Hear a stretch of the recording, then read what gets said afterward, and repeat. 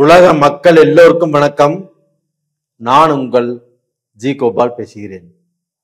இன்னைக்கு நாம் பேசக்கூடிய பலன் என்ன அப்படின்னா, சனி பகவானின் வக்கர பெயர்ச்சி.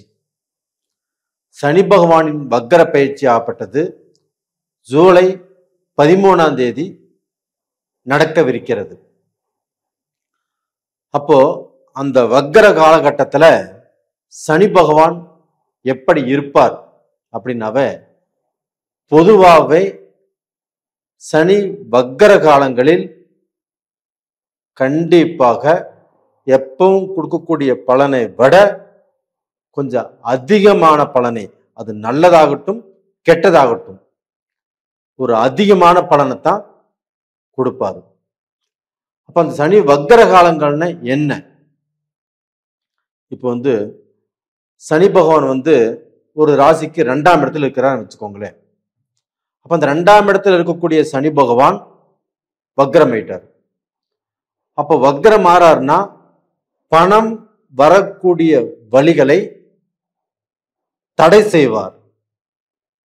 அப்ப அந்த பணம் வராமல் போவதற்கு வாய்ப்புகள் நிறைய இருக்குது.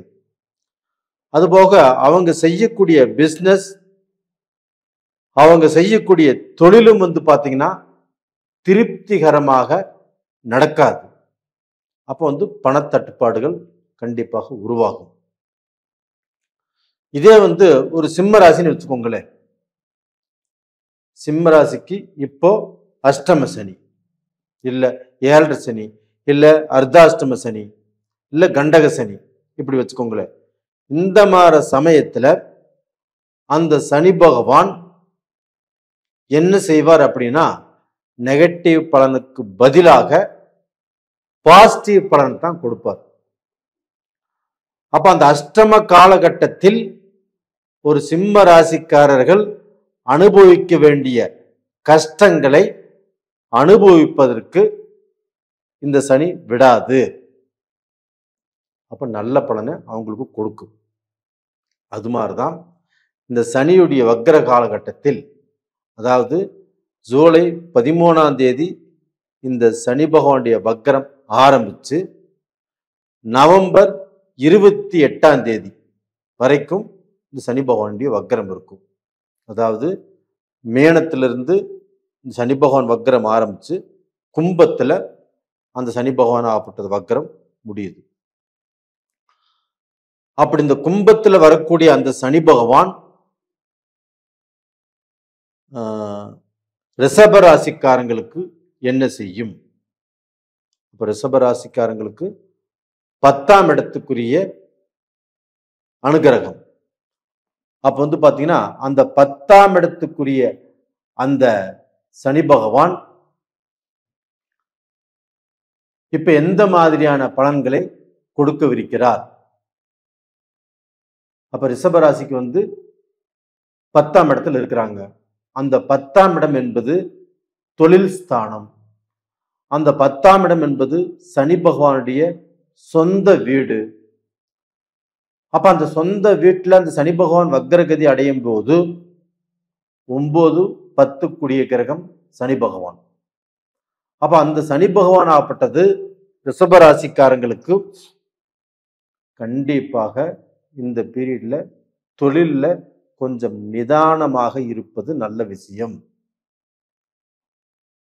யாருக்குமே அவங்களுடைய பேச்ச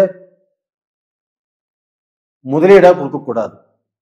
இப்ப எப்படின்னா, இது நடந்துரும், இதுக்கு நான் ஜாமீன், இதுக்கு நான் பொறுப்பு அப்படிங்கிற விஷயத்த ரிஷபராசிக்காரங்க கண்டிப்பா சொல்லக்கூடாது.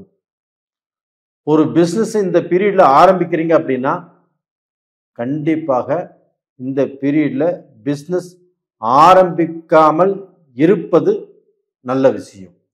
அப்போ இப்ப நம்ம செஞ்சுட்டு இருக்கக்கூடிய பிசினஸ அப்படியே அதை நம்ம பார்த்துட்டு இருக்கிறது, அதை மெயின்டைன் பண்றது ரொம்ப நல்ல விஷயம்.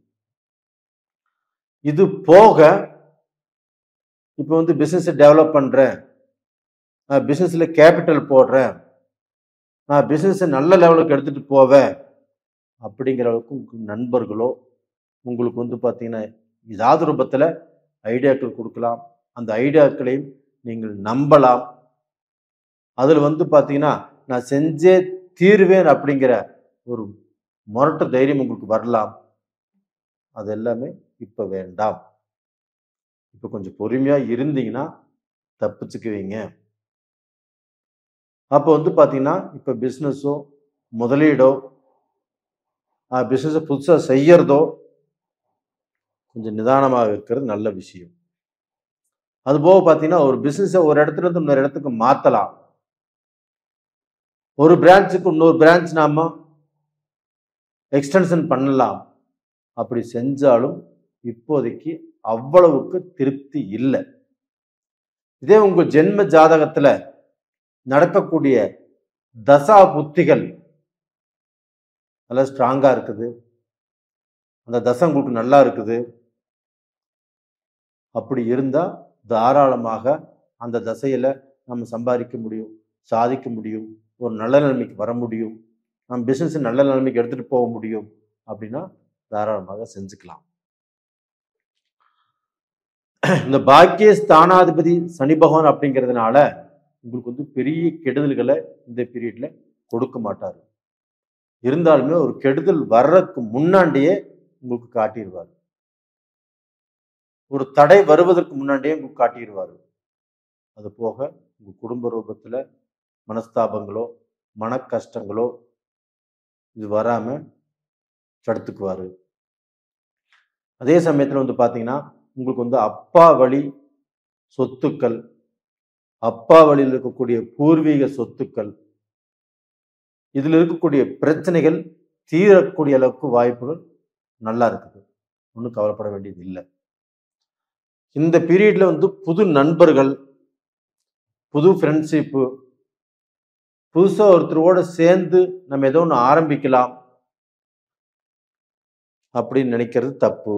புதுசா ஒருத்தரோட ஜாயின் பண்ணி எங்கேயாவது வெளியில போறதோ, அவங்களோட சேர்ந்து ஏதோ முடிவுகள் எடுக்கிறதோ அது பார்த்தீங்கன்னா அவ்வளவுக்கு சிறப்பா படல. அதனால பார்த்தீங்கன்னா இப்போ தான் வெளிநாடு போகலாமா, போகலாம். வெளிநாட்டில் சம்பாதிக்க போகலாமா, தாராளமாக போகலாம். Singapore, Brunei, German, Switzerland, Australia, Canada, USA, London, Japan, இந்த மாதிரி எந்த கண்ட்ரிக்கு வேணாலும் நீங்கள் போகலாம். அப்படி போய் உங்களுடைய உங்கள் வாழ்க்கையில் முன்னேற்ற பாதையில் வருவதற்கு நீங்கள் முயற்சிகள் பண்ணலாம். இப்போ ஒரு இடத்துல வேலையில் இருக்கிறீங்க, ஒரு ப்ரமோஷன் கிடைக்கும், ஒரு நல்ல முன்னேற்றம் கிடைக்கும். ஆனால் அந்த வேலையில் நீங்கள் அடுத்தவங்களோட அதிகமாக பேச வேண்டாம். 10 பேச்சு பேசுகிற இடத்துல 2 பேச்சு பேசுங்க. இது மாதிரி ஃபாலோ பண்ணிக்கிறது நல்ல விஷயம். பெண்களாகட்டும் ஆண்களாகட்டும் நடைமுறை வாழ்க்கையிலும் சரி, தொழிலையும் சரி, பிஸ்னஸ்லையும் சரி, வேலையிலும் சரி கொஞ்சம் நாவடக்கம் தேவை. இந்த மாதிரி நீங்கள் ஓரளவுக்கு நான் சொன்னதை ஃபாலோ பண்ணுறீங்கன்னா கண்டிப்பாக நல்லா இருப்பீங்க. நேயர்களே, இந்த பதிவு பிடிச்சிருக்குன்னு நினைக்கிறேன். லைக் பண்ணுங்கள், சப்ஸ்கிரைப் பண்ணுங்கள். நிறைய பேர் நான் போட்ட பதிவை நிறைய பேர் பார்த்துட்டு வந்துட்டு இருக்கிறீங்க. எல்லோரும் லைக் பண்ணியிருக்கிறீங்க, சப்ஸ்கிரைப் பண்ணியிருக்கிறீங்க. உங்கள் எல்லாத்துக்கும் என்னுடைய மனமார்ந்த நன்றிகளும் கூட. அது போக நிறைய பேர் ஜாதகத்தை அனுப்பிச்சி வச்சுருக்கிறீங்க. உங்கள் எல்லாத்துக்குமே நான் பார்த்து சொல்கிறேன்.